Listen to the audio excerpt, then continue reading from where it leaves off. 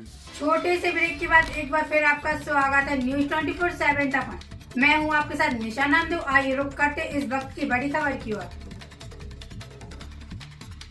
गंजबासौदा के वेदांत आश्रम में समायोजित विराट शत चंडी महायज्ञ श्री राम कथा के पंचम दिवस में जगत गुरु अनंता आनंद द्वाराचार्य स्वामी डॉक्टर राम कमल दास वेदांती महाराज ने आज के प्रवचन में शिव एवं सती के चरित्र का वर्णन किया। उन्होंने कहा कि सूर दुर्लभ मानव जीवन में सांसारिक व्यस्तताओं के बावजूद भी श्री राम कथा को श्रवण करने के लिए समय निकालना चाहिए।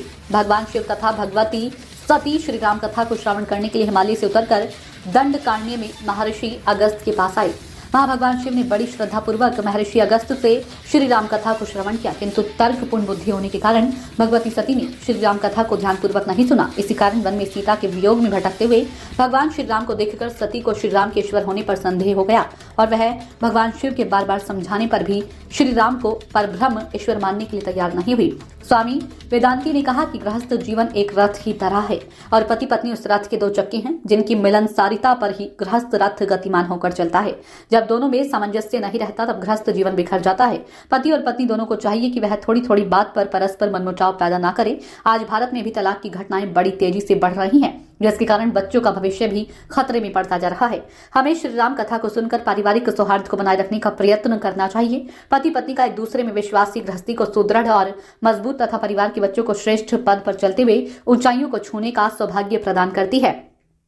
शरीर को स्वस्थ रखने के लिए जिस प्रकार अच्छे भोजन की आवश्यकता होती है, उसी प्रकार सामाजिक जीवन के लिए अच्छी प्रेरणाओं की आवश्यकता होती है और वह अच्छी प्रेरणाएं हमें श्री राम कथा से प्राप्त होती हैं। कथा के दौरान मंच पर राजेश तिवारी पूर्व केंद्रीय मंत्री के जन्म दिवस पर हार फूल मालाओं से स्वागत कर उनकी लंबी उम्र की कामनाएं करते हुए बधाइयां दी। इसके उपरांत वेदांत आश्रम में संचालित संस्कृत विद्यालय के बच्चों को स्वर्गीय हरिनारायण डागा, स्वर्गीय नथनमल डागा, स्वर्गीय अमित डागा की पुण्य स्मृति में जानकीबाई डागा, सरोज डागा, पुत्र रितेश, शुभ्रा डागा, आशी, जागृति, हिरल डागा एवं डागा परिवार द्वारा 111 भेंट की गई।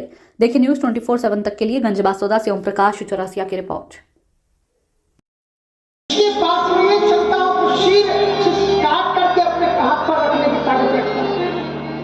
केवल का भगवान का भक्त भगवान के चरणों को धोने के लिए आया तो शस्त्र इतना डंके चोट चिका दिया, बरतीर मारा हो लगन पाए।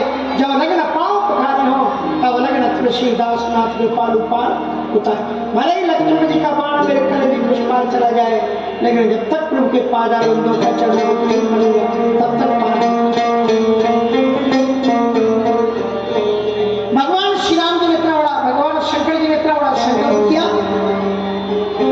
और स्मरण करते हुए हस विचार शंकर मत धीरा और चले भवन सुमिरते रघुवीर। आते जाते हुए हर एक परिस्थिति में भगवान को स्मरण करते, आते जाते हुए गुनगुनाया करो